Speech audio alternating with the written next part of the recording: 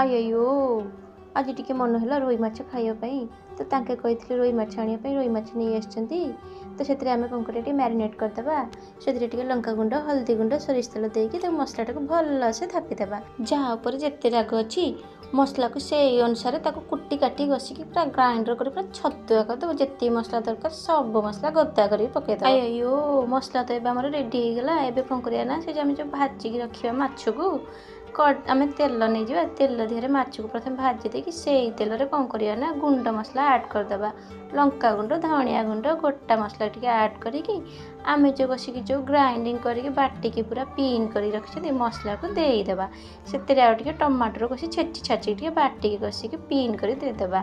ଆଉ ଟିକେ ପାଣି ଗଦା କରିଦେବା। ପାଣି ଫୁଟିଲା ପରେ ଉବୁଟୁବୁ ହେଲା ପରେ ତାକୁ କ'ଣ କରିବା ନା ଧନିଆ ପତ୍ର କଞ୍ଚା ଲଙ୍କା ଦେଇକି ବନେଇଦେବା। ଏବେ ଆମର ରେଡ଼ି ହେଇଗଲା ରୋଇ ମାଛ ତରକାରୀ। କିଏ ଖାଇବା ଆସରେ।